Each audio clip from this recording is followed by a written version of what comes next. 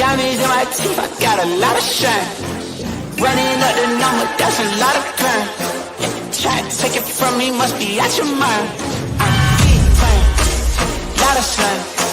Smoky in the air, that's a lot of pine. Pockets running over with the dollar sign. Try to take it from me, yeah. Oh, big time, big time, big time.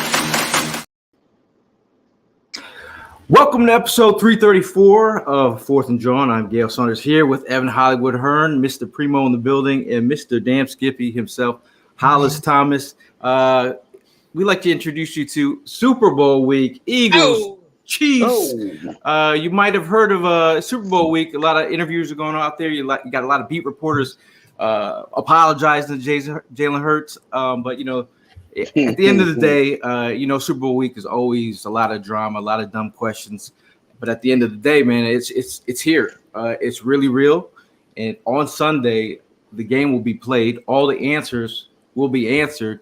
And tonight we're going to talk about some storylines. If you have some storylines you want to talk about, bring them up in the chat. You know, we're just trying to figure out what people are talking about and trying to get everyone geared up for this week. I know it's Tuesday. It feels like every single day it's longer and longer and longer. I know Hollis is about to go out on a trip to Arizona, but we'll let him talk on that. But how are you guys feeling today? Doing all right. It's been a weird day for sure, but no, it's that overall we are in Super Bowl week. We're past that bye weekend of the game that nobody cares about. They got to just cancel that thing at this point, man. The Pro Bowl has just turned into a complete. Oh God. Thank you, man. Yeah, but like Gail said, dumb questions galore. That just was very reminiscent of Alshon Jeffrey when we were in the Super Bowl last time, and he was just like, "Man, I don't know why we got to come out here and deal with all this." I completely see where you're coming from now, Alshon, because Nick Sirianni being asked who he would like to date his 5-year-old daughter.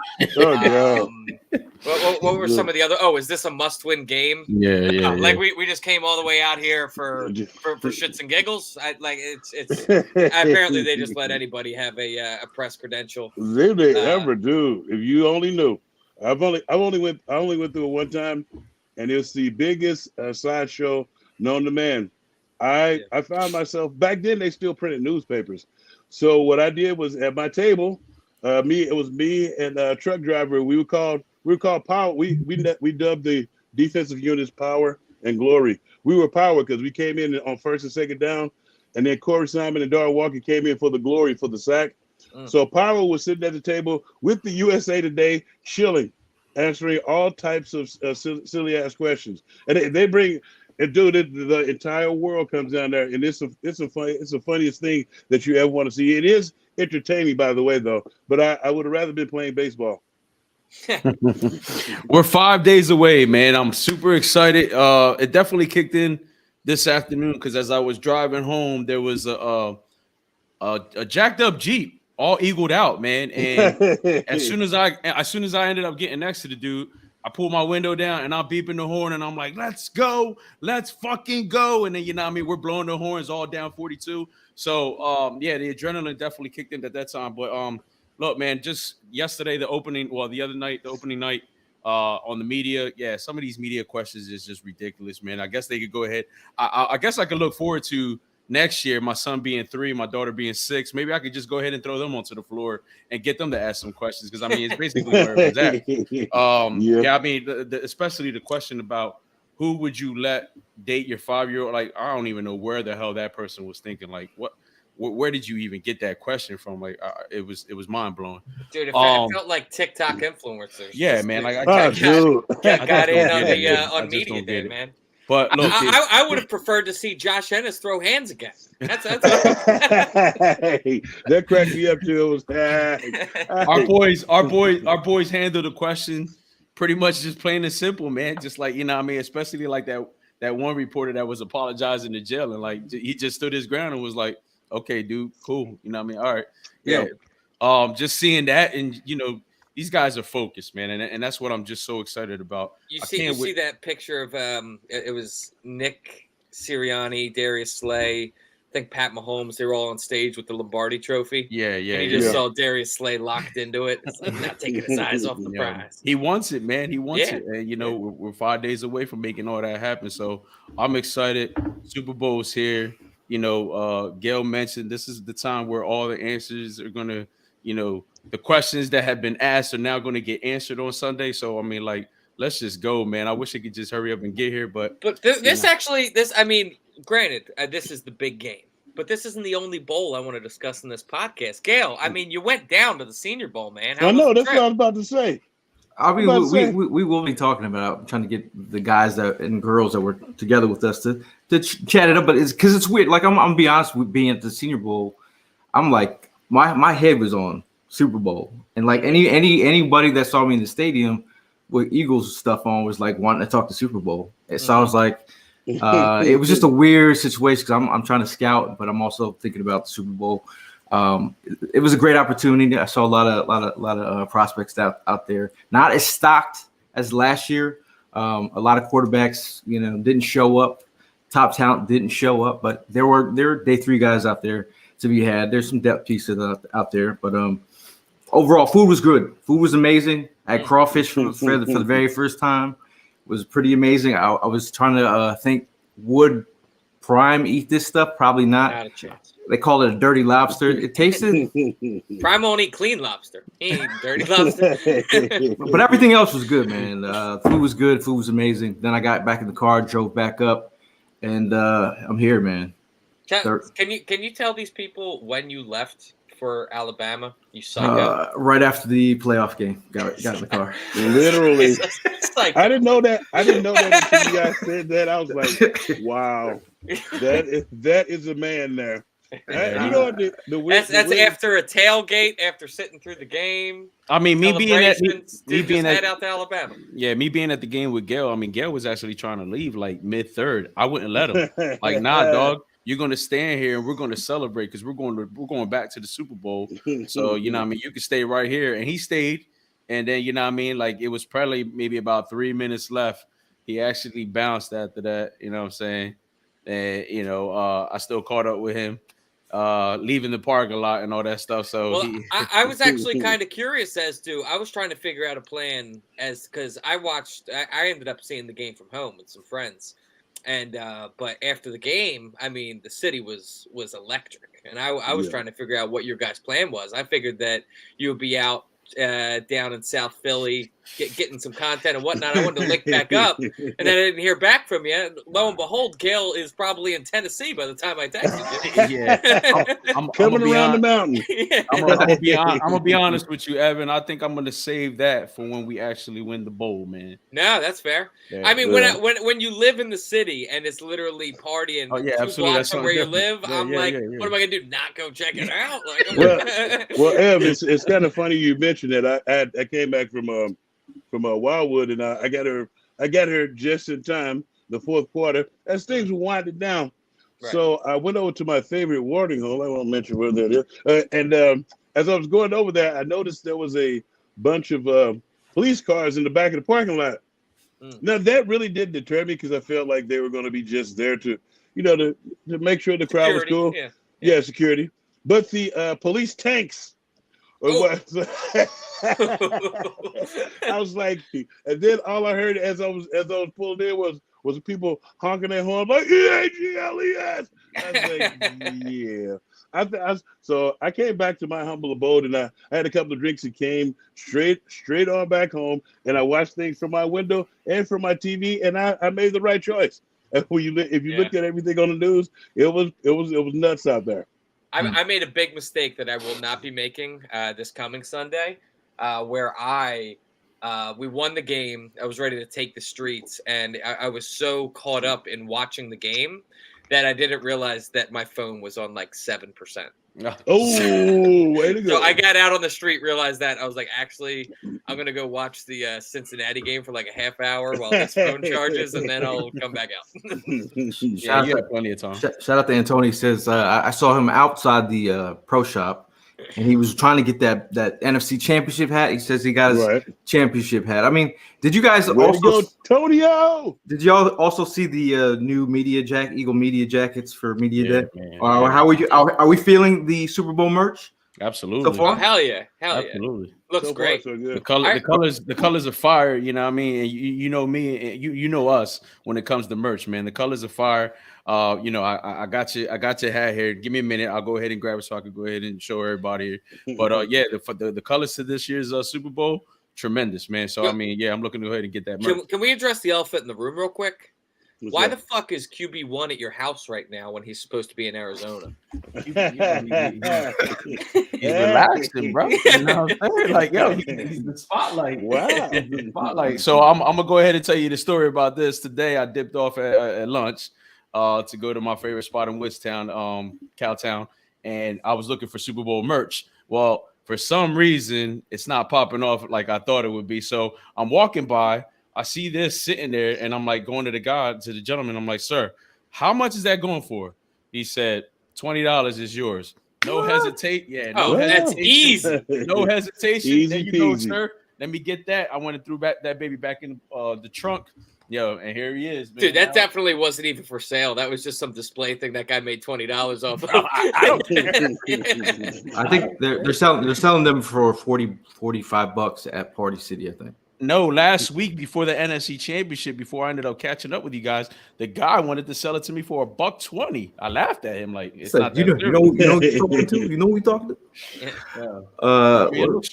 Well, speaking to some of these storylines, they're out there. I mean, if you have yours, bring them up in the chat, and we're talking about them. The Kelsey Bowl, man. I think that is that's a pretty awesome storyline. I'm about to bring up my thing here. You know, okay. I thought you were asking for storylines. I did. Are you asking for storylines? Go ahead. Wait, do you want to do the good stuff first or the bad stuff first? We'll start with the good stuff first, and then let's start with the good stuff first, and then I'll get to the bad stuff. You seem eager to talk about the bad stuff. Yeah, because it's irking the shit out of me. I can continue. Yeah. So now we're just supposed to talk about rainbows and butterflies while you're just sitting there. No, we'll let you start. We'll let you start it. Let's talk about the Kelsey family reunion. How do you feel about the two Kelsey brothers squaring off? I think it's pretty good. No, I was going to say, I think it's a pretty cool opportunity, man. I mean, especially for the parents of Jason and Travis Kelsey. That has to be an awesome thing to be sitting there because no matter what, one of your kids is going to be winning the Super Bowl. And not for nothing, but kudos to the Kelsey genes, man, because not only do you have two sons that are in the Super Bowl, you have two sons that are Hall of Famers and some of the best in the game at their position. So hats off to the Kelsey family, and kudos to Andy Reid who drafted both of them. Yeah. No, the other one. All right. Before you get to the bad part, all right. I wasn't gonna get to the bad part. You already got him. He was already there when he got there, though. Yeah, you already got him all steamed up once you mentioned Big Red. But I don't know what the fucking love fest is. But good. I'm just gonna say big ups to Mama Kelsey, man, because she held it down yesterday at the media day, talking about her boy, and then the love how she's gonna show up with some cookies for both her boys. I thought that was pretty cool. You know what I'm saying? Yeah, it was great. So me having my sibling, my brother. I mean, if that was the like to be able to be in that moment, I think that's very cool. Like, I mean, that's probably one of the best feelings in the world. So I'm glad they were both able to share that. I'm glad they're both, the first brothers to ever do it. They're both gifted, like you mentioned. They're both Hall of Famers. So I mean, hey, Sunday is going to be their day to shine, and I could just imagine what's going through their head. I mean, like, you're rooting for your brother, but you're not rooting for your brother. So it's kind of like that's a tough situation. I can see both of them being in, but at the end of the day, the love, no matter what, is always going to be there between them two. So big ups to both of them. Yeah. Big Hollis, not impressed. No, I love the thing with the brothers going. But Big Red only drafted one of them. The other one was already there. I get sick of everybody continuing to pass the kudos on shit that he had nothing to do with. He didn't draft Jason? He drafted Jason. I say he drafted Jason. He didn't draft Travis. Travis was already there when he got there. But I want to fact check that. I want to fact check that. Go ahead, fact check. I mean, because the only reason I say that is because I heard on their podcast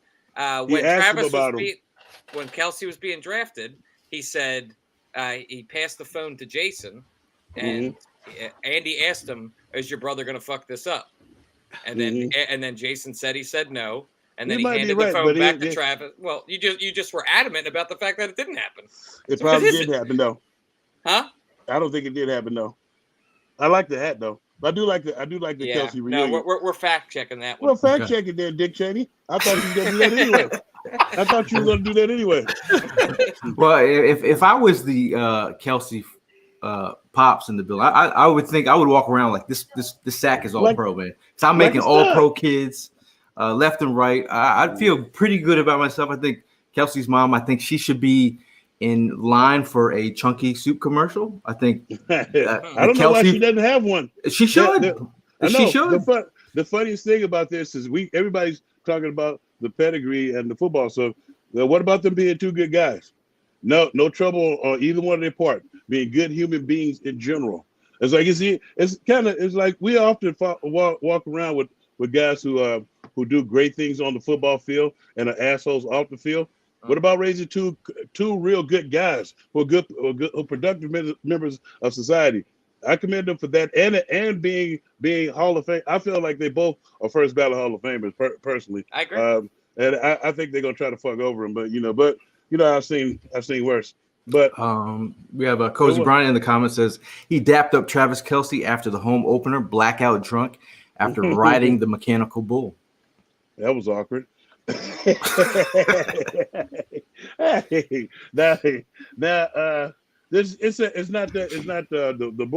bullshit needs to stop.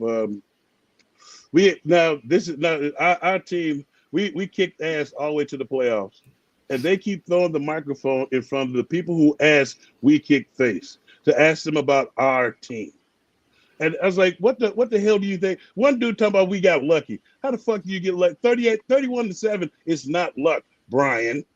And Julian Love. Are you kidding me? He's like, y'all just got a playoff victory for the first time in ever. And then y'all came down here and you got throttled. They're throwing the microphone in front of me and they're trying to pick our team apart. Talking about anybody could have coached. No, anybody couldn't have coached this team and built them the way they could have. The way that Nick Sirianni did. And Jonathan Gannon. No, but and Jonathan Gannon. But I would not. You don't get flowers until after the victory. You know who Sunday. You sound like? All the non-Eagles fans on Twitter right now. You're about to get exposed. I sound like you when it comes to Jalen Hurts. Patrick Mahomes is the best quarterback in the Super Bowl. Dick Cheney. Yeah, I know. Don't worry. But what up? The part that's pissing me off all week long is they keep on putting the microphone in front of losers' face. It's like. But Tank, that's all right, bro. Like, just let it be because it's been going on all season. You said it yourself. It's just constantly going on. But look, we fed off of it, and we did what we did, and we're still doing it. We still got one more fucking game to go. So at the end of the day, when we win that fucking game on Sunday, who cares what they said? Now the part that's pissing me off is not the fact that the people who always on are talking. You put it in past ass whooping's face. It's only two teams playing. It's only two teams playing. The people that should be talking are the people that were either on either one of the teams or that has been in the Super Bowl and played in the Super Bowl before. We keep listening to. You know what I was surprised? I was most surprised that Michael Parsons giving our offensive line their props. Yeah, that was the biggest surprise out of any of this. I expected the bullshit to come from them, but you got the kid Brian from what the fuck you looking at, Brian from the 49ers talking about they about to get exposed. Well, you couldn't do it talking about we got lucky. No, luck is your quarterback slipping on the Milky Way coming out of the tunnel. Luck is not y'all trying to put y'all second string tight end on one of the best pass rushers in the NFL and thinking shit is sweet. It's like, take that. You took an ass whoop and shut the hell up. It's like, do you guys think? I'm curious because like I'm not sure if when the Eagles lose, if I'm just not checked out because I'm obviously watching every NFL playoff game. Did you say if? I'm talking about like when the Eagles aren't in the Super Bowl, previous years. Right. Okay. That sort of scenario. I'm saying is there this much whining and moaning going on in all of the teams that have lost, or is I feel like every year that the Eagles are going to the Super Bowl, dude, it was the Vikings and it was the Saints that year, and it was now it's the 49ers. Like, is this going on every year, all this moaning and whining, or is it primarily when the Philadelphia Eagles are winning that everybody wants to be up in arms and say something was unfair? When the Eagles play, it brings out the worst in some of the media. Obviously, there's always storylines. Whether it's, I'm surprised we haven't heard. I'm surprised Santa hasn't showed up to media day. Asking for his flowers. But I think at the end of the day, I actually kind of love it. Like I'm kind of piggybacking off Prime there. Like I like the hate going in because when I know they start chirping and talking, that means fear. That means we can't handle if the Eagles win. We got to deal with these crazy Eagle fans that it's gonna be like I love the hate. So you turn that into the energy. Look at all the hate that Jalen got. He's taken that and turned that into energy that is beyond light years. So I think we do get the heat for no reason. I think the funniest comment I keep on seeing though is the Eagles are going to get exposed in this Super Bowl. Yeah, how do you get exposed? We're in the freaking Super Bowl. Like, dude, we're gonna win this game. We're gonna win this game, and then people are gonna be like, "I can't wait for them to get exposed week 1." Like, wait, what? What are you talking about? Now, I do have to let you know that I was wrong. You're correct about Andy Reid drafting the other Kelsey. I was wrong. Takes a big man to admit that. You got this one for Evan. Yeah, that's right. That's what you know it. But damn, that's a big ass, long ass comment. Somebody read that. But the comment that you're speaking of, that's the one that was pissing me off. It's from the receiver number 11 from the San Francisco 49ers. It was, and he was pissing me off. What the one? Yeah, it's Brandon something. Is it Brandon or Brian? I thought it was Brian. Brandon. I've just been letting you call him Brian because he's a dick. No, but but then the one that was really irking me was during media day. They let fucking Michael Irvin interview our guys. Hey, sit your ass down. Leave us alone. I don't want to see a fucking cowboy up there. If you don't earn the right to be up there, don't get the fuck up there. Out here interviewing our players like in those temptation suits of his. Get off the stage. All right, get off the stage, Eddie Kane. Another topic that I've seen across the timeline is let's see, we'll start with a positive in our favor. Hassan Reddick versus Andrew Wiley. We talk about we're gonna be talking more about Hollis Pigeons on Thursday, but just in general, this matchup right here, you want to talk about all world Eagles front. I mean, Hassan Reddick is taking his game to another level, and then he has the opportunity to go against a guy that he should dominate. Right. This is going to be an exciting matchup right here. What do you guys feel about this matchup?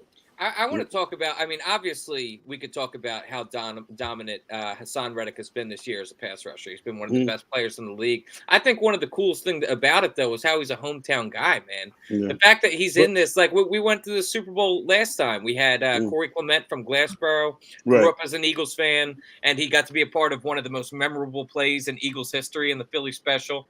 And now we have, let's be real, like Corey Clement was the third running back on that team. He had very memorable moments, but ultimately he wasn't a running back one. Dude, we have one of the best pass rushers in the league on this team, and he grew up an Eagles fan. Like, he's living out his dream. I think as far as storylines are concerned, that's another cool one, man. For him to be able to go from Camden, New Jersey, and play for his hometown squad in the Super Bowl as one of the most dominant players on that defense, that's pretty freaking cool, man. Well, I will let you know that the kid that he's going against, the Andrew, he kind of sucks ass at times. It's like if you look at their entire offensive line as a whole, they're really good together. Especially they got a little nasty streak to them, but at times Andrew they got like 89 penalties on the season, and then most of them come from the offensive line holding. They have Zeus on the other end, Zeus Jr. on the other end, Orlando Brown Jr. who came from the Ravens. The Ravens drafted him, and but Andrew he's one of the weaker links. He kind of talks shit at times, which gets him in a lot of trouble. and he's gotten a bunch of. He's known as a bit of a dirty player and a taunter, so he's gotten a few 15-yard penalties. It was one 50-yard penalty. It had to be something he said because he just shimmied at the dude after the play, and the flag. Should linemen be shimmying at people? Well, no, it don't. I don't think the shimmy had shit to do with it, but the flag came from like wow, right on you, and I'm like, what did he call? Because nobody touched, so he had to say something. So he runs his mouth, and there's nothing better to shut somebody up than to run by him and run over him. It's one of those. He's a viable pigeon, and he does not handle stunts well either. If you watch film, you'll see him getting plastered on the stunts, and that's because one of the main things too about this offensive line is where I feel like we have the advantage is there. Some of them, a couple of them are pretty young, and they're pretty young. They don't have they haven't built that continuity like our offensive line. So we should be on the stunts and stuff and coming up the gut. We should be able to knock the crap out of them and then put them on blast. Look, I mean that the matchup is definitely going to be something to look forward to. Hassan, definitely has the advantage here. I mean, the guy right now, I'm seeing some of the comments. You're right. He's a savage. He's a beast. He is locked in. I said this a couple weeks ago. I talked to a friend who's his barber, and he told me straight up, like, just trying to have a conversation with Hassan right now is not the easiest because he's so locked into football. And then bringing that momentum on Sunday, listen, that dude could go ahead and run his mouth all he wants. I know that man. that man's locked in. He ain't gonna pay that no mind. And if he does, he's just gonna let it all soak in, and he's gonna take it all out on his ass. You know what I mean? So he's either got to find a way to either hold him, or they're gonna have to double team him, maybe even triple team him. You know what I mean? So that's gonna be definitely opening up the game for somebody else to have a big game. So I mean, I'm looking forward to seeing that defensive line going against that, whatever, if you want to call it offensive line. Like, okay, yeah, I mean, I keep on saying this, all the shit talking that's going on, but what I'm going to say again, I'm going to come out and tell you that this offensive line has not seen a defense like what we are about to see on Sunday. Yeah. So that's what I'm looking forward to. Or shit talker, because Brandon Graham can shit talk like the best. Oh, for sure. All day. The master at it. Kyler here with a comment. He says, I love how I'm already seeing and hearing folks trying to discount the Eagles Super Bowl win because they know it's going to happen, saying that they had a cake schedule. They're 9-1 against winning record teams. I mean, we won 2 playoff games against teams that also No, Evan. No. We destroyed the motherfuckers in the playoff game. It's not our fault that they didn't come prepared for an ass whooping. You had to bring when you come to kick some ass, you got to bring some ass. They left their ass at home, so we whooped what they gave us. Don't give me that bull. I love it. I love to dismantle folks who come with these type of things. They didn't play anybody. Well, bring them if you want to line your mama and all them up outside. I whoop their ass too. Don't tell me about who's lined up in front of me. If you stick your dick beaters in that dirt in front of me, you have signed a waiver for an ass whooping, a professional ass whooping, and that's what our team has been giving them each and every week. Everybody keeps talking that crap. And then again, surprisingly, the only one in the media, the regular media, that said that this was going to happen was Michael Irvin. Michael Irvin said Michael Irvin was like, oh, I don't know if everybody's going to be ready for what the Eagles are about to do. He said that at the beginning of the season, and I'm like, wait a minute, damn, I didn't know how to feel about it because it was coming from him. But if you look at it, that clown is all over the place, man. No, but when you look at it, when it's coming from him, it's just like, and it's just like exactly. But then as it's culminating, he's like, I'll still tell you. He probably is doing lines. You can only tell when he starts sweating on the show. But I saw him sweating yesterday.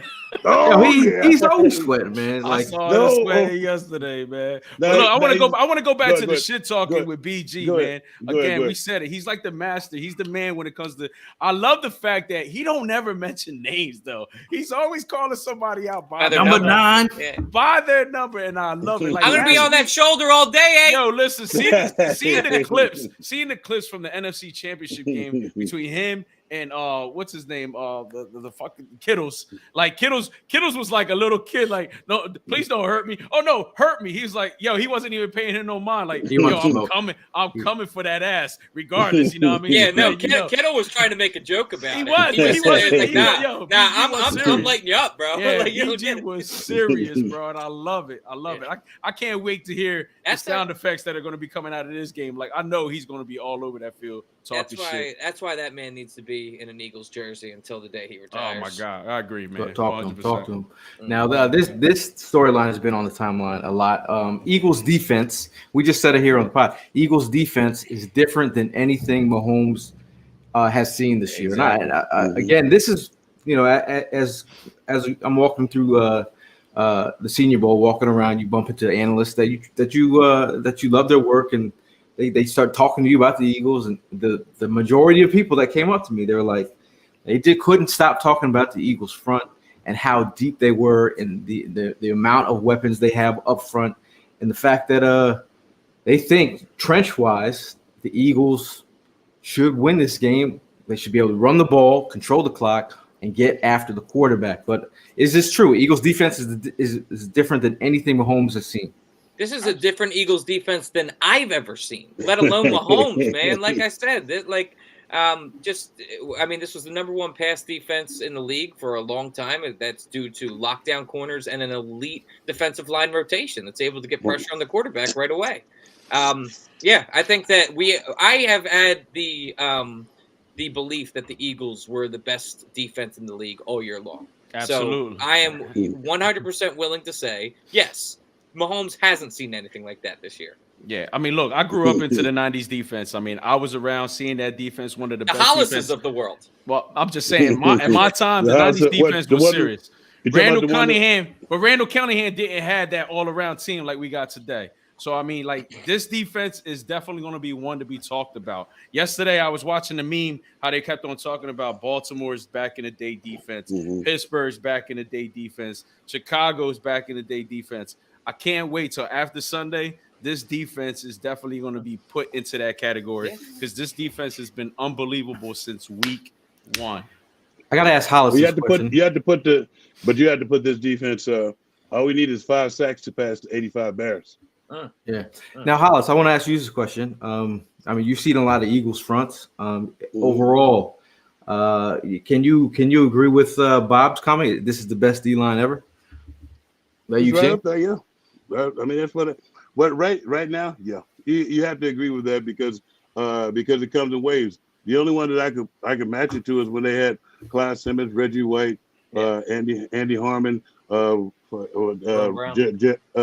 Brown, and all those guys up front. It was like, I didn't even notice until I researched it. For 3 straight years, Andy Harmon had 11.5 sacks coming from the interior, and that's just playing because you playing next to Reggie White. Reggie White getting damn near 20 sacks a year. So when you put Hassan Reddick, when you add a guy like Hassan Reddick and you bring the mixture is what it is you got old and new, and the guys that they have there aren't too old and too long in the tooth. It kind of reminds you of what they did during the 2017 Super Bowl victory year. You have the guys coming in waves, but this time we have some younger guys too, and we got interior guys that give you that extra added oomph. Yeah, and so you have that great. Once you have that great rotation, and you have guys in there that could pretty much start anywhere else that they play, and the one thing that I will say that I think that made this D line absolute shit was when Howie went out and got Linval Joseph and Ndamukong Suh, because that allowed us to not play Fletcher Cox damn near 80 or 90 plays a game. And so you get the other guys in there, and those 80 or 90 play games go down to 40 and 50 play games because you get giving your guys 10 to 15 or 20 plays tops a piece to go in there and wreak havoc. And so they're fresher. And the offensive line stays in there. And the offensive line, this is the funniest thing too, because anybody who is a pass rusher will tell you that sacks don't come easy because you have to set them suckers up. You have to set up the guy in front of you. And so you setting them up. But then once the offensive line has gotten used to you, now it's somebody else coming there, throwing him an off-speed pitch, and he's coming faster, and he's fresher. So by the time he gets back to the other guy, it's sack time. Yep. So so yes, this is one of the best fronts that I've seen in quite some time. And I want to also ask a question too, because this is something that I've kind of seen floated around on the Twitter timeline, and I know that this is something that Hollis, you may view with a biased opinion, but I want to know what your opinion is on it, and that there's a lot of talk right now about Jeff Stoutland and how he is entering this new level of being canonized among Eagles great coaches. And there's conversation that people are having that is he working his way above Jim Johnson as far as canonization of Eagles coaches? I mean, as far as importance in guys that we've had. I think it's definitely a conversation to be had right now when you just look at what he has done the past decade. It's a great conversation to be had, but I think the only thing is like he does the offensive side and Jim does the defensive side. So Stoutland, you have, just like you said, Stoutland University and his ability to have guys ready each and every time somebody goes down, and it's like you can't. It's nothing you can. And I wouldn't mention it with Jim Johnson because I think they are two different sides of the ball. For sure. And it's just two different things. But he's one of the coaches you should mention in the up there in that upper echelon because he's come in and he's done exactly what he's wanted to do. And the funniest thing is he turned a rugby player into like a Pro Bowler, man. I know, all pro. Yeah, all pro. Ass kicking machine. The thing that I love about him and Jim Johnson is I think they love doing what they do so much that they, like Jim Johnson had a chance to be a head coach, and I guarantee you, Jeff Stoutland's had a chance to be a coordinator. Well, this year he was offered offensive coordinator positions all over the league, but denied it to come back here. Well, yeah, because he enjoyed what he does, and that's why I was getting there with Jim Johnson. So, and I think he loves what he does so much, and he's going to be revered, and he'll get his just desserts. So I think that's what is going to endear him and put him on the same level as Jim Johnson. I saw this cool stat here. Flip it a little bit. This is yes, Bob. Chance Womack sucked ass. He thought he could fix that. Now this here, if that I can't see. Can you guys see that? You had it up for a second, but now it disappeared. How about now? Can you see that now? Yeah. Yep. All right. Eagles are 32-1 in their last 33 games when they've only allowed one combined sack and turnover. What's that stat? So you're saying either one sack or one turnover?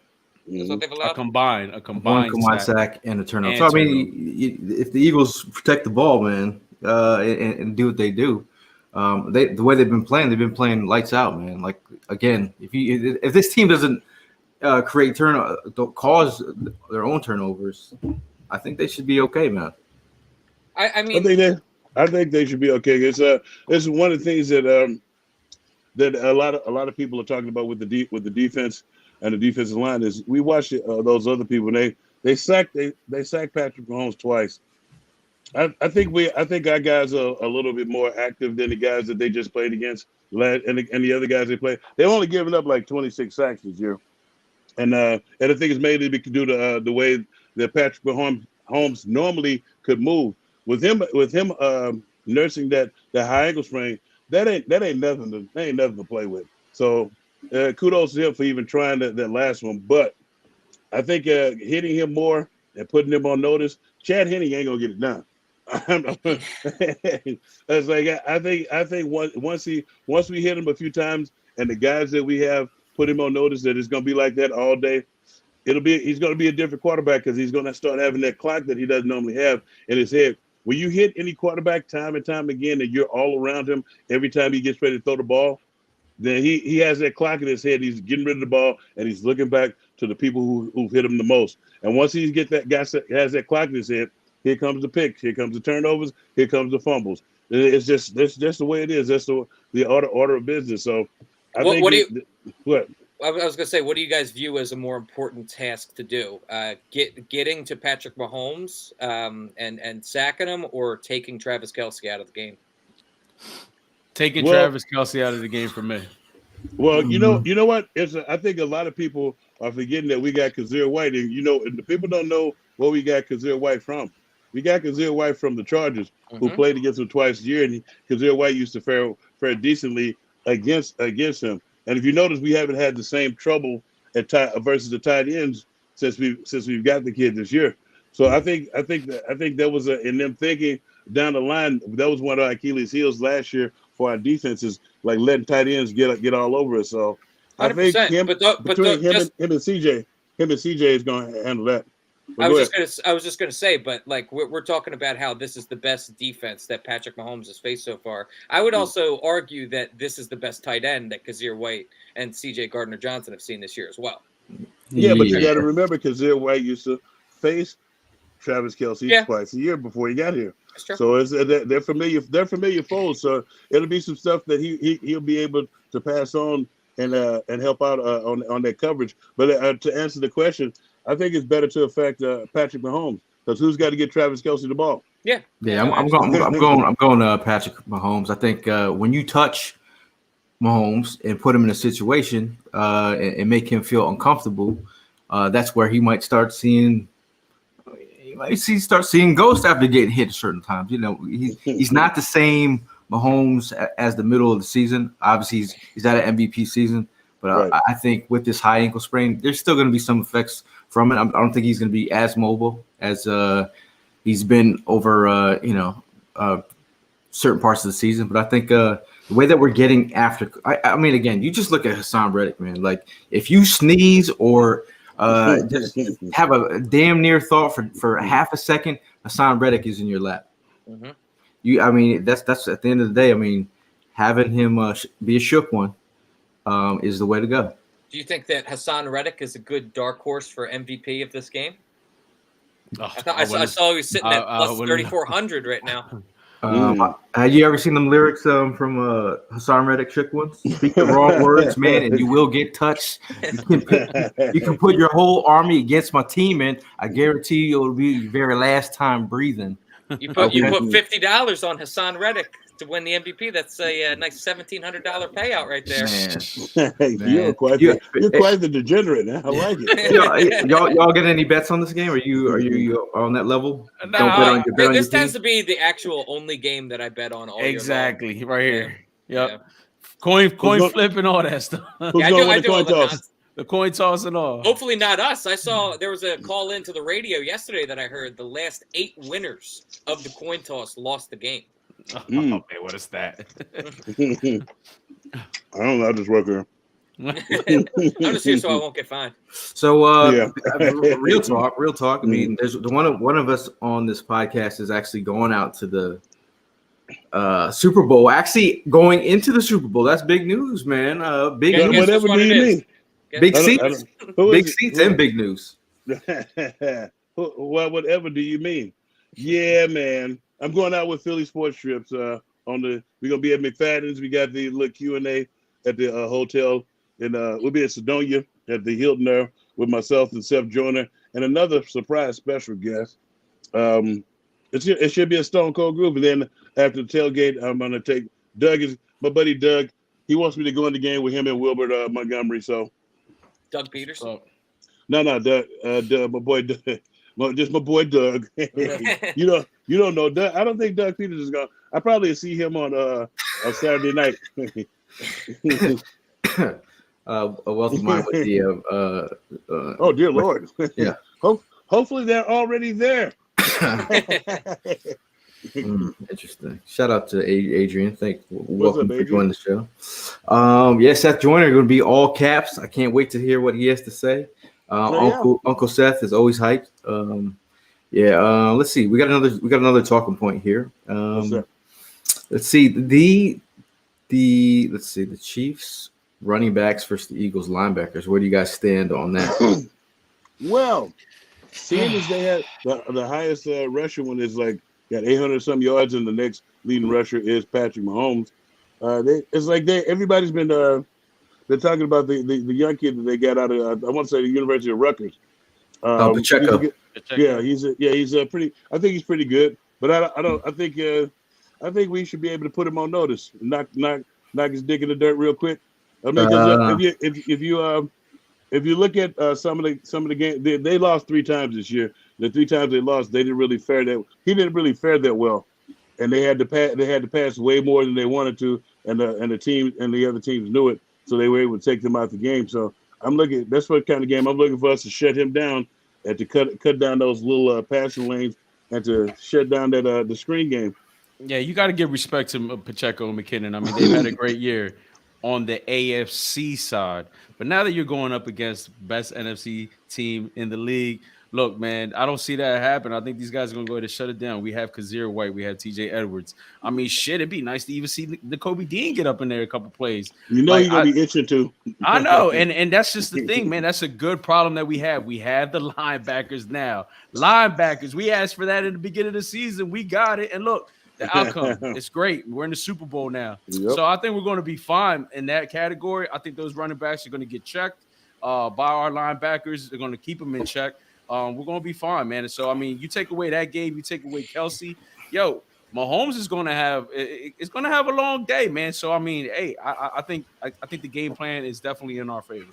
Clyde Edwards-Helaire is actually coming back. Mecole Hardman is going to the IR, so they that'll be a nice piece to the puzzle. But again, Pacheco's actually been he's been solid for where he was drafted. Yeah. It don't matter. He's out there balling. Yeah. I know that the quarterback was taken out of the equation, but the way I look at it too is that we stopped CMC and Deebo Samuel last week, man.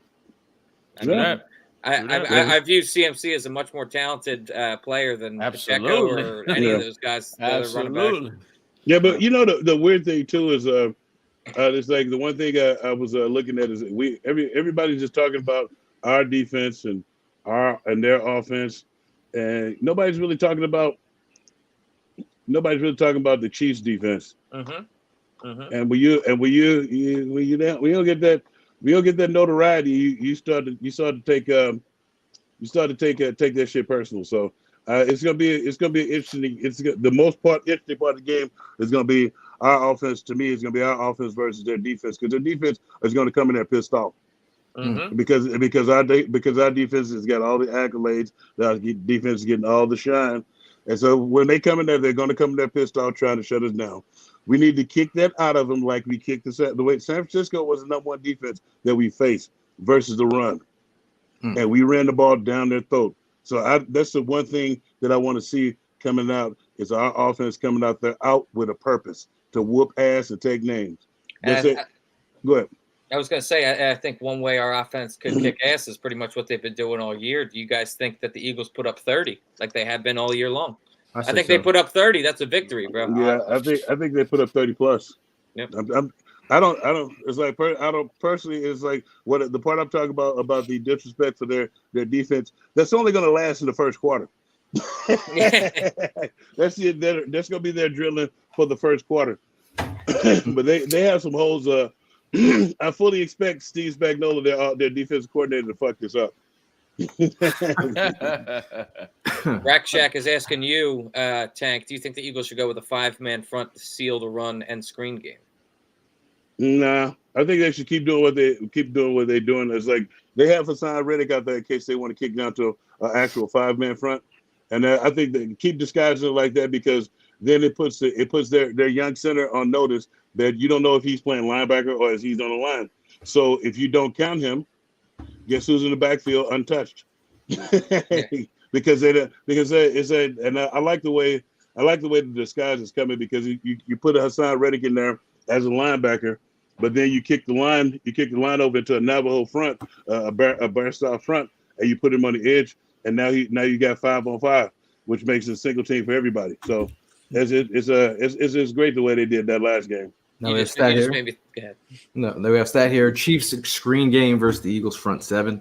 The Chiefs here have 2,850 yards after the catch in the regular season. That's the most by any team in the last 15 years. And obviously, they'll try to slow down our front by throwing some of these screens. But I think the predictability factor, I think they will be ready for that. And after getting that ass kick and not be able to run the ball, I think these screens will be more predictable as the game goes along. And Go ahead. Go ahead. I also think that is somewhat of a skewed stat too, because if you think about Tyreek Hill leaving the team, a lot of their vertical threat has been taken out of the equation. I mean, they've got MVS and Juju Smith-Schuster, which is a huge step down from Tyreek Hill and being able to have those deep balls. So I'm looking at that stat where you're talking about yards after catch. That to me just says a bunch of little dump off passes that they're able to get yards on and screens, which I think is primarily their entire offense. Well, did you hear there? It's funny how I'm sorry. It's funny how you mentioned Juju. Did you guys catch that comment he made yesterday? How we don't have the best Philly cheesesteaks? Like, oh god, I guess Kansas City does. Like, he if that was your way. But if that was his way to stir up the, the situation, okay, buddy, whatever else you see. But dude, that just speaks to that entire team, man. It's a bunch of freaking cornballs, bro. Like he thought he was saying something with that statement. He thought he was getting under our skin. It's like, dude, you just look like an ass. I don't know if it might just be me, man. But when I hear Patrick Mahomes talks, I just want to punch him in the face. Like, I think of Kermit the Frog. Yeah, that's exactly what he sounds like. Yeah, I think Kermit the Frog. When they have to break out all those stats about the screen game, sometimes I think our guys will be able to handle the screen game pretty good, especially given our rotation of guys. And some of the guys in there are smart, and that's why I mean when the best thing that happened to us was to get those two older guys. Because when you're a big dog and they try to let you go, some shit is about to happen, and it's normally a screen. It's like if you looked at it, we haven't been hit with the screen since we got those two big fellas out there. It's like, don't nobody feel like running upfield all the way upfield for you to toss the ball over our head. The hell is that? But it's to be fair though, I mean, Big Red, regardless of how everybody feels about him in this chat here, he is one of the more effective screenplay designers in NFL history. I mean, my man knows how to draw up a screen. No, not really. I think he does. Sean Payton. I think he does. Sean Payton. Okay. Sean Payton. I'll give the Denver Broncos coach now. Sean Payton. Now, when you look at it, it's like I could pick Big Red screen. I know the screen's coming every time. What Sean Payton did to me, he did while I was playing there because he asked me how do I because you can't throw a screen on me. I don't give a fuck who you are. In my prime, or even when I at the end of my career, you could not throw a screen on me. And the main reason is because you're inviting me upfield. What the fuck you're inviting me upfield for? It's like it's common sense. And so what Sean Payton started doing to me was he started running the double screen. And so what I had to figure out as a player, who's going to go with the screen? Who's the best blocker? Who's the best athlete? Who do you think it is? On the offensive line, who's the best athlete? The tackle? No, the center. The center would always take you to the screen. So when you look at this is what I tell you. You'll always know when the screen is coming because the running back always has that dumbass look like he's about to block, but he kind of like just steps up into the B gap. That's one. He steps up into the B gap, and the side he's on, he's not on the passing strength. He's over there where everybody's running deep, so they can run everybody away. And so all the offensive linemen, all they have is little guys to try to block, to try to turn around and try to block them, whose back is already turned. That's it. And it's like as a big dog, you have to know that. But when he threw that wrinkle in by running both screens, the first time he did it, I was fucked up because I just kind of stopped and I looked both ways. And so then I started watching film. It's going to always be where the center goes. Now, speaking about trick plays, I saw they had an event where they had Auburn and Alabama former players, but I saw Ronnie Brown. I was this close to ask him about the damn play, and I was like, yeah, I'll let him be. The shovel pass. I was like, he's probably heard it his entire career, but I was like, is that Ronnie Brown? I was like, what were you thinking, bro? What the hell were you thinking? What the hell were you thinking, man? And so we just had the comment that was up there about that damn shovel pass. And yeah, we need to stop that because it does hurt us in the red zone. But now, if you want to talk about something that he's the king of, that shit he's the king of creating different ways to throw the shovel pass. Like that's what he's the king of. The screen game, I give that to Sean Payton all day and creating mismatches because I watched him dismantle some shit, dismantle some stuff a bunch of times offensively. But with Red, that shovel pass, He always gets it in there some kind of fucking way. You know it's coming, but then if somebody else catches it, because you think it's gonna be the running back, you think it's gonna be the fullback, then it's the fucking tight end. Then the next time it's one of the receivers. You never know who it's gonna be. That's the one thing I will give him credit for that. Now, Bob from Down Under says our trio of Epps, Maddox, CJ, GJ, they are unreal together. They are unsung heroes of the season. If we don't have them healthy, I'd be worried about Kelsey and screens. I do think that group. I think they're up to the challenge. Like, as much as Tank was talking about, the Chiefs defense not getting a lot of love. They've been hearing a lot about Travis Kelsey, and I think the way that we'll probably bracket him, if they need to. I mean, with the clamps on the outside, I really do feel like we have some tricks up our sleeve for Kelsey. Blankenship. Oh, Blankenship. Okay. You can't leave out Blankenship. I think put it this way: did you guys watch last night the opening opening day with the whole media day? If you saw some of the young kids coming up there, it's their first year, and you make it to the Super Bowl, and to have those guys who've been on like the Linval Josephs and the Ndamukong Suh and some of the other guys who in their first year they were on shitty teams like. The Ndamukong Suh tell you he was with Detroit forever, and they stunk. Yeah. But they had those type of guys on there to tell you to cherish this and give it everything you got because you never know if you're gonna make it back here. That's the one thing that you want those guys to understand. And it looked like a lot of those young guys was getting it and it was registering because it was just like, man, they couldn't wait. So I was like, I can't wait to see it. Sean says, "What's up, guys? I hope Wally knows what he's in store for. That ass whooping from Reddick. I fully commit." I also want to bring up AJ's comment right now too because I've been looking at this and I've been seeing this this sentiment a lot too. If I can get it up. They got medication for that guy.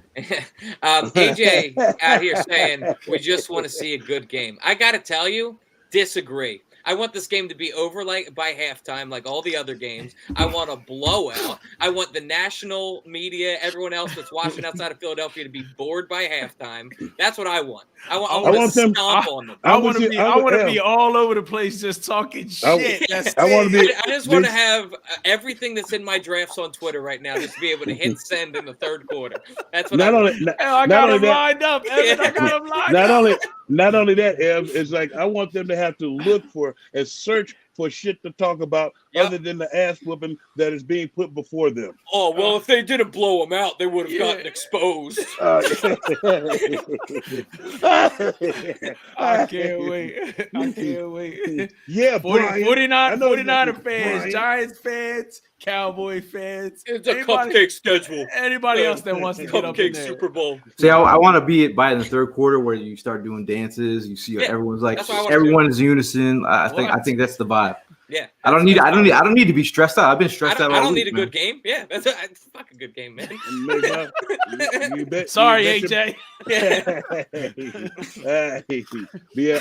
Be faded and X-rated.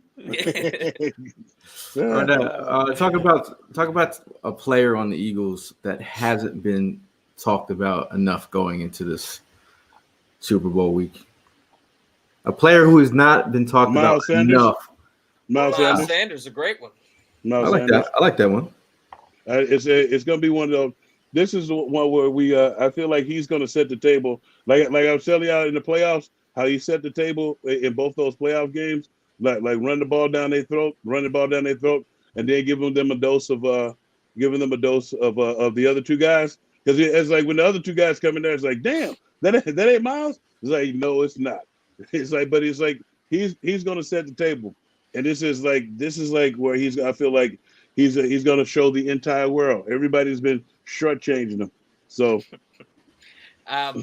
for me, it's another alumni of Stoutland University, man. I mean, we thought that Isaac Seumalo was going to be the weak chain in this offensive line, and Isaac Seumalo has had a great year, man. This has been a completely stout offensive line across the board. And, like I said, we got nothing but Jeff Stoutland to thank for that. You know, the funny thing about that, what you just said, Ev, is like we haven't been talking about the offensive line the whole year. And that's how you know an offensive line is good. When you don't know them, when you don't know them by name of it, like as Sam Marlowe, he was stuck in my crosshairs the last couple of years. Yep. Like, it was like, but he finally put it all together to where we weren't talking about pressure getting on the quarterback like that, and creating that great running game for Miles to keep doing what he's doing. Yeah, absolutely. Let's see. Tim Hayes, shout out to Tim. He says TJ Edwards.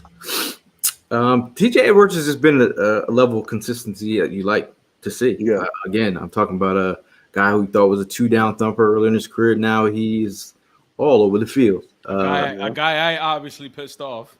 He blocked Did it? you ever? No, he pitched him off because he said that we finally got some linebackers. Oh yes. I yes. wasn't supposed to say that. He said it in the face. That's all right. It's cool. Sorry, and I followed up about 15 minutes later with hey, Nakobe, how's your leg feeling? How's the medicals? I'll take full credit until Evan killed it and took all the shine from it. Mike says, come on, Quez Watkins, show up, man. Last game. Yeah. Ooh, bro. He is one of the ones. There's a potential for anybody on that offense to have a good game. That's Yeah, just man. the thing, man. If Quez balls out and has like a long touchdown in this game, I'll tell you what, man. Evan, those mistakes from the year get forgotten. Exactly, but let's just go back to 2017. You said it earlier. We had our third running back having an explosive game. I mean, I was just watching that game the other day. Same. I watched it last night. I mean, that's what I'm saying. Like a third running back having an explosive game. So it's anybody's game to have on Sunday. And you know what? I just want to say real quickly. You know who doesn't get talked about enough in that Super Bowl run is LeGarrette Blount. LeGarrette Blount. We don't do that without LeGarrette Blount. Yeah, we don't. Oh my God, hell no.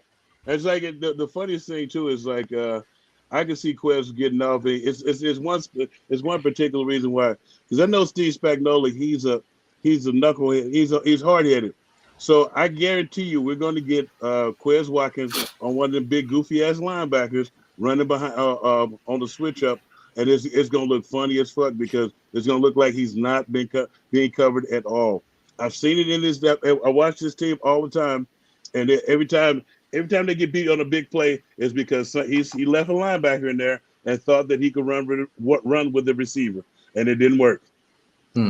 So I got to ask you guys too, because I saw the mic'd up of the Eagles versus the Giants in the divisional round game, and I saw what was a pretty funny conversation, I thought, where there was players on the sideline. I forget who was talking, and they were asking if Boston Scott got into the end zone. They were all cracking up that he had scored on the Giants again because he's the Giant killer, and it just got me thinking right now about do you think that that was obviously a plan in that game by Nick Sirianni as an FU to New York to make sure Boston Scott scores. Do you think that there is, because of the Philly special in the last game, that there's some sort of trick play we pull out of our sleeve and maybe get I just saw a Lane Johnson touchdown potentially, something like that. You know, Nick has a slight chip going into this game with Andy. Yep. There is a possibility he's got something in the works, you know what I mean? To be on the other side of the sideline and just come out bluntly and say, fuck you. But you know what I think that fuck you is gonna be? Is them running the ball down their motherfucking throat. He's not going to me, Nick Sirianni is the kind of guy who wants to put you on notice. Yeah, you fired me, motherfucker. Now I'm finna physically whoop your ass, and that's what I see this game going as, a physical ass kicking. That's just how I see it going. Hey, look, I don't think he's gonna say I ain't got to trick your punk ass. Yeah. Go ahead. I mean, at the end of the day, he could just throw it right back at him. I wasn't the first one to bring the Super Bowl to the city, but I helped also bring a Super Bowl to the city. Something you weren't able to do. See, I need Sirianni to have a T-shirt ready to go. Like, I know what the fuck I'm doing. Oh, it would be amazing. I know what the fuck I'm doing. Okay? Big Fish Little Boat talks about chances Fletcher Cox goes ham for us last time. Dude, honestly, I had this thought the other day. And the other sport entirely, I was thinking about, do you remember when Cole Hamels, his last game with the Phillies, right before the trade deadline, he threw a no-hitter. And I was thinking about, man, Fletch, like, I love Fletch, but we've been talking all year contract wise. Realistically, he probably won't be on the team next year. Do you think that Fletch has a Cole Hamels-esque game where he's like, fuck it, last game with the Eagles, Somebody has to. Yeah. I mean, you look at Brandon Graham. He had that like amazing play that will go down in history. Like somebody on this team is going to have one of those. What's his name? Patrick, the cornerback from that caught the interception and the Patrick Robinson type moment. It could be anybody. I think Chauncey could have his way in the season somewhere. Slip in, get a pick six, maybe. Wow, maybe he's done 12 picks. He's done 12 picks. So speaking of those trick plays, could you imagine we finally get what we've been asking for like 6 years in Mailata, just running the ball on the goal line? Douglas Mike said he predicts the Johnson getting picked. Yeah, I mean it could happen.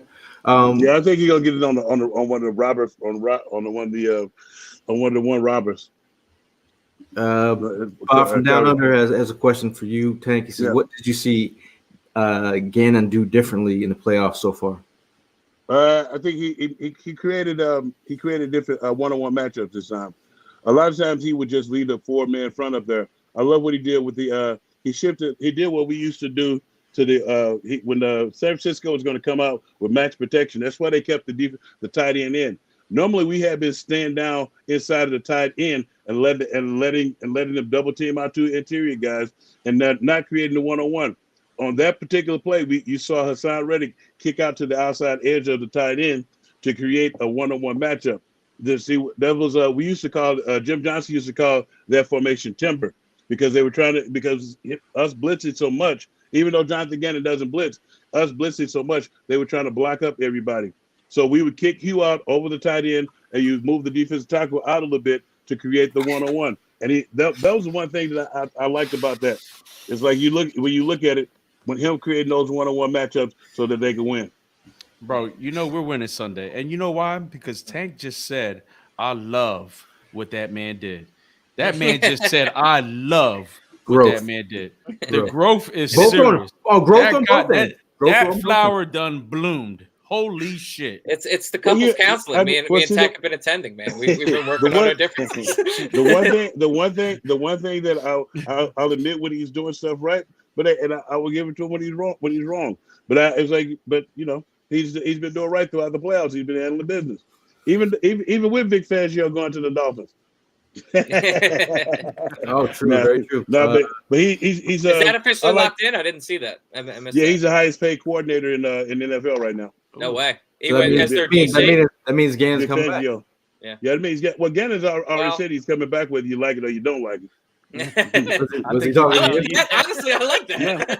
No, he did say you. Yeah, he probably was talking to me. Tank, did you happen to see?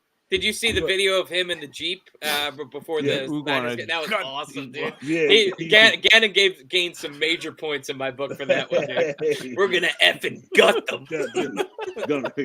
Because it's a lot of times it's stuff that the media and stuff and everybody else doesn't know that the other teams be talking all high cash money shit and that you can always tell when you go into a production meeting with the media that's covering the game. You could tell the bullshit and the way they treat you and stuff, how they treat you like shit. They may ask you a few questions and be like, "Go and get the fuck out of here. Y'all gonna lose anyway." That type of attitude. So when you do that to people, we know what we got and we know what we can't do. It just fuels the fire. Put it that way. And that's why like all these people that's talking all this shit that you guys get your text messages. On Reddit, get ready to send them motherfuckers about the middle of the third quarter. I'm ready. I'm ready. I'll be at the game, and if we're up by that much in the middle of the third quarter, I'm coming down my shirt. I'm sorry. Oh shit! You're gonna put Dunphy out of business, bro. I look like Gail, coming out my shirt. Rack Shack needs he needs advice on how to handle both winning a Super Bowl and having a birthday in the same weekend, and also happy belated, man. Oh yeah, I almost forgot about my own special day. I was driving on the road, so I got enough hours to think about like what the fuck am I doing? Yeah. Driving when I could have flown, but I saw a lot of cows.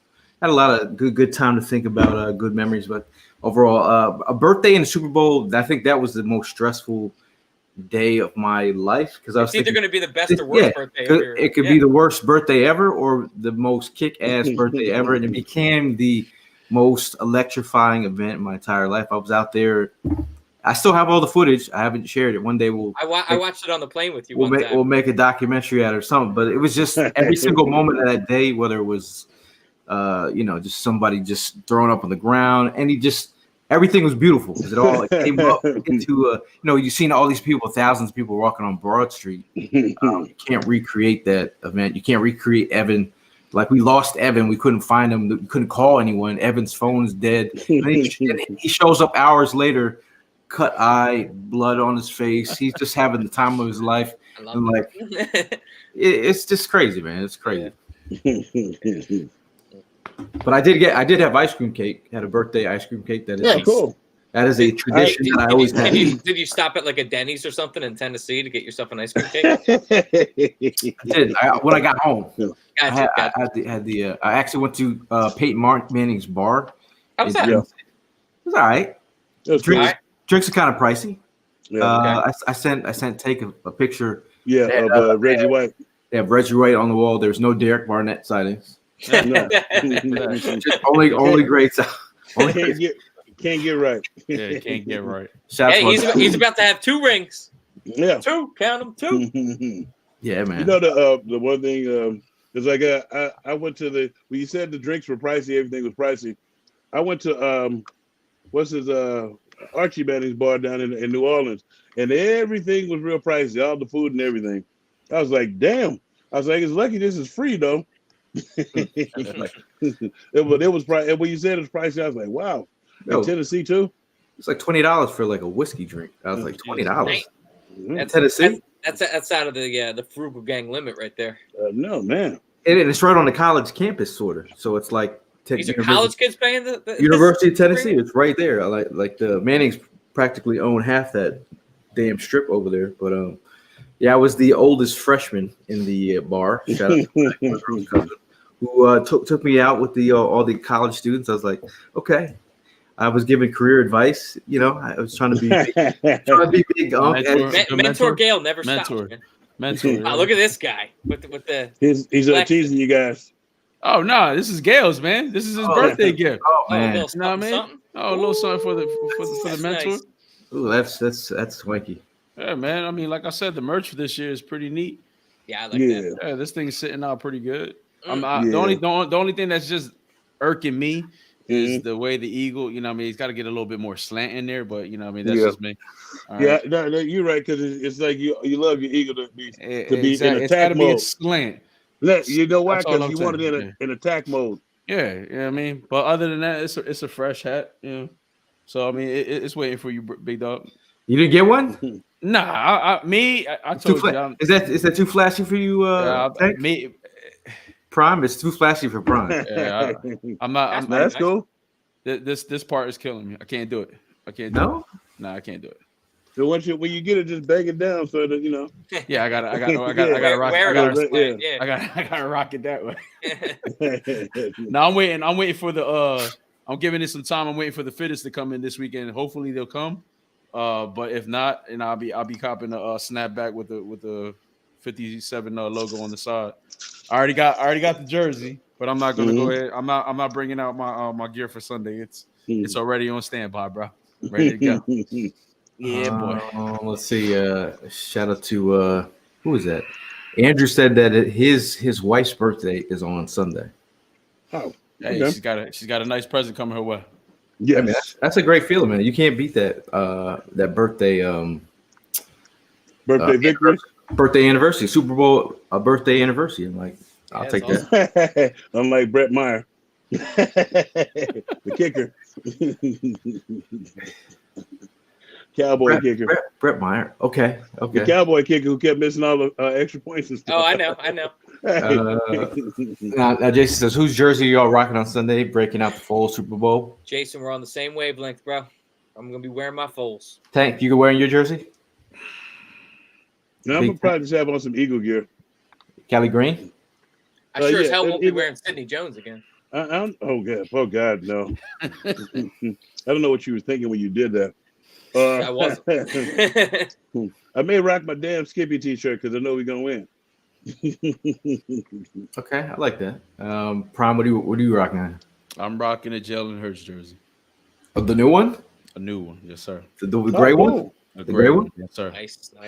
Yes, Nice. sir. I couldn't help myself, man. I couldn't help myself. When I went to go get your hat, it was staring me the whole, like, as soon as I walked in through the door, it had Prime written all over, you know what I mean? And I had to walk by it a few times, and I'm like, I hear you. Okay, let's go. You coming with me? Yes, but that is a swaggy jersey. I actually tried it on last night. You can put, I know you Latinos like to come out with the white pants and the white shirt and the white shoes. I'm not going to Broad Street in white, bro. but you know what I mean, with all the shit that might be around there that day, I'm good. I was like, this jersey, I was like, I like it, but I was just like, I don't know, man. Just probably like you looking at the headlights. I mean, for some reasons, they're giving us problems on getting the green ones. I don't know what's going on, man. I don't know. Yeah, and did you see too that they talked about they're not going to be stocking the green ones unless the Eagles win the Super Bowl? Yeah, they're not doing that. That's the feedback that I got today. They're actually going to wait till after the Super Bowl to go ahead and let those out. My only explanation for that is maybe they're mass producing them and they don't want to sit with a whole stock of them in case they don't win. Yeah, I mean that could possibly be it. But it's still stupid as hell because there's money to be made right now. There's so many people I know that want the green Eagles jersey with the patch on it. Y'all are wasting time and money. Michael, they are going with the green jerseys for the Super Bowl. They are. Mm-hmm. Yeah. Okay. Just want to give a big shout out before we get out of here. Philly Sports. Shout out to my computer that turned back on. Philly Sports shirts, my boy. Philly Sports shirts. To tell them about it, Tank. Philly Sports shirts. You talking about the? I think we still have some. Both of them. Philly Sports shirts. We still have some tailgates available. We will be at McFadden's, which is right next to the stadium.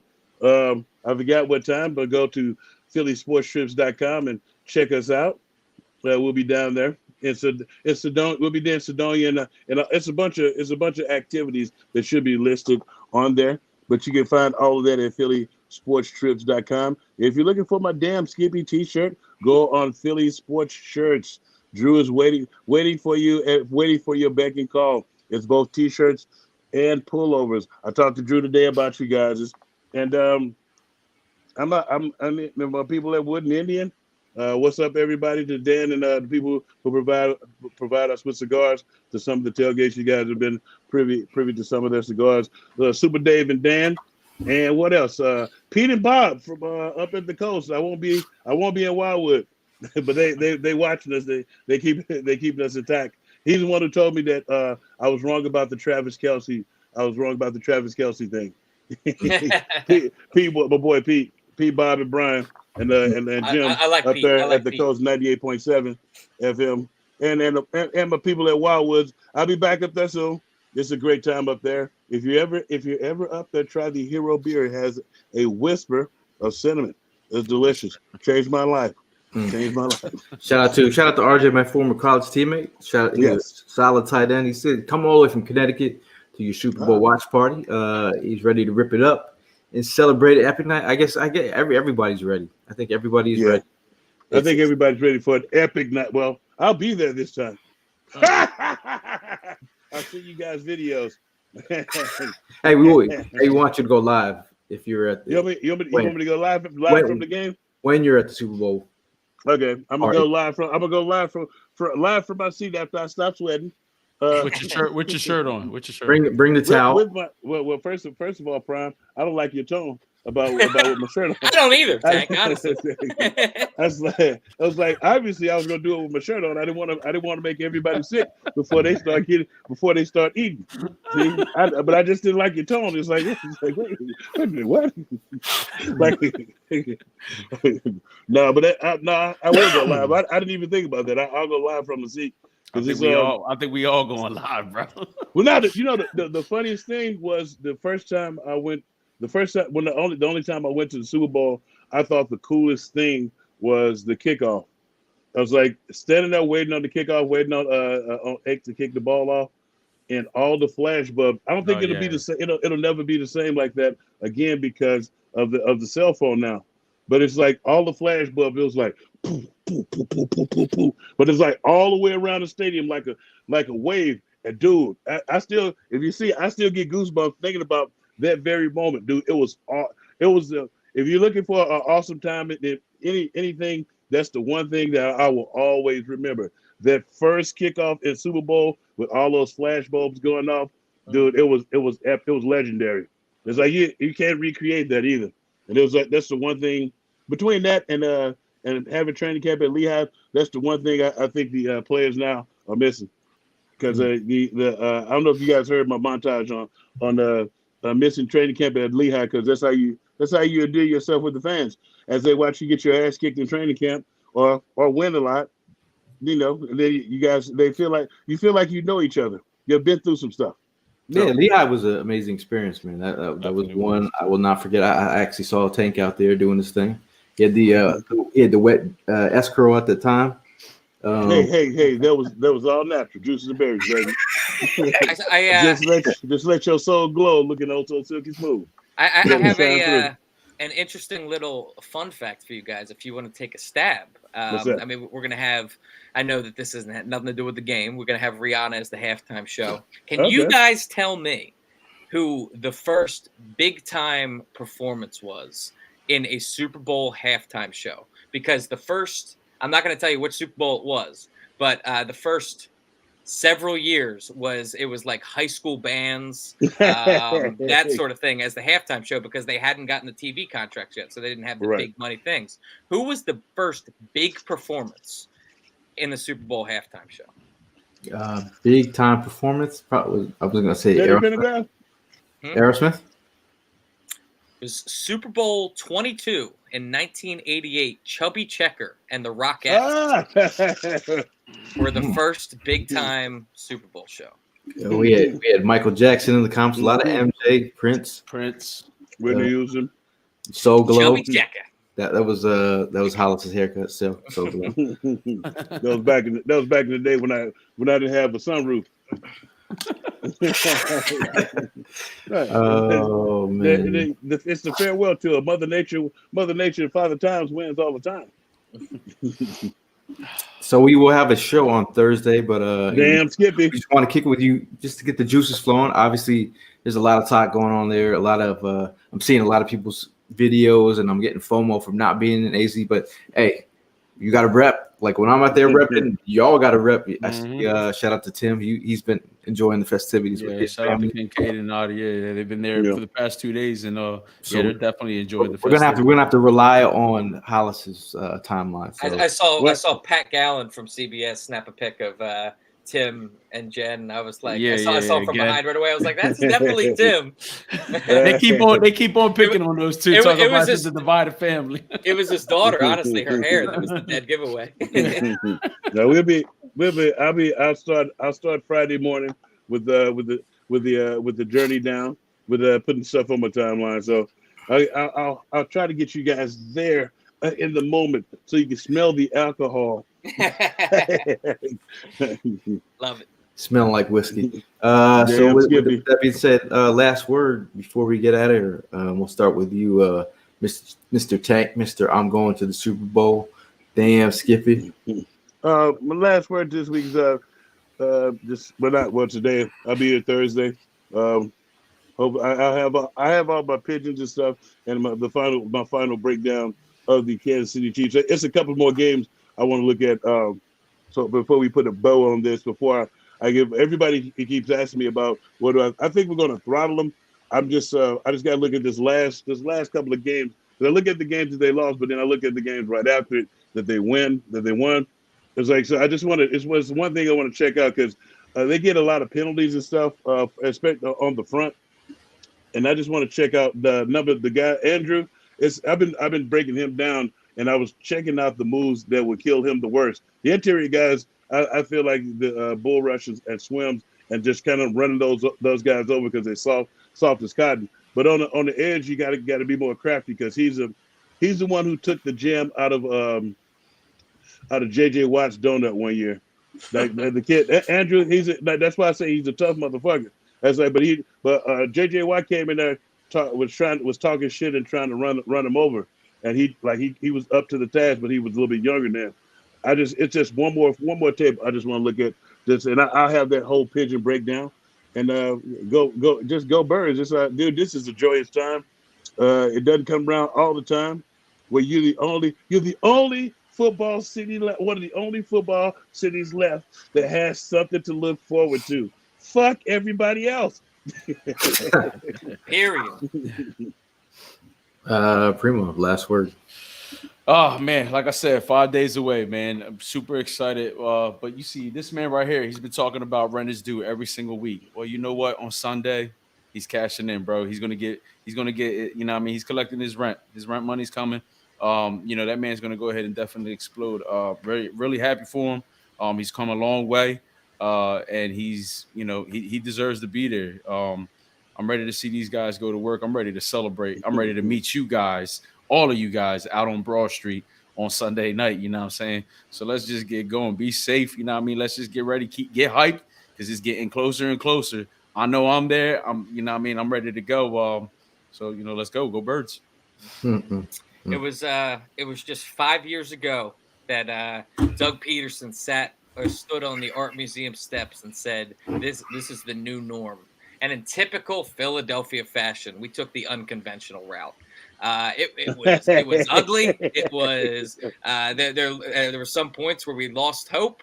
But here we are, 5 years later, back in the big dance with a new quarterback, with a new head coach, with a new direction. And man, I'm ready for it. All these people that are talking about the Eagles are going to get exposed in the Super Bowl, pound sand. Y'all teams ain't playing. It's the Birds and the Chiefs, the two best teams left in the league. Suck on these. Go Birds. My last word is at the end of the day, the Eagles team has been they've been amazing. They've been a team that you want to root for. The guys, starting with Jalen from the top to the bottom to the front office, everybody's been in tune. They've been in sync. They've been a team as one. I think Eagle fans, week in and week out, you have reasons to travel all the way to Detroit, all the way to Arizona to show up to every home game, cheering your team on, going to all these tailgates. They've been the reason for the season. I think you Eagle fans got to just give yourself a hat tip for supporting this team. This Eagles team is who we think they are. What matter? It doesn't matter what any outside source, any fancy media type. I don't give a damn who they are. You guys been watching this team. We know what we see. We've seen some bad football teams over the century. We know this is a great team. They're doing great things, and I feel positive. I'm holding my chest out. There's no bitch assness. And at the end of the day, go Birds. We'll see you guys in the next one. Go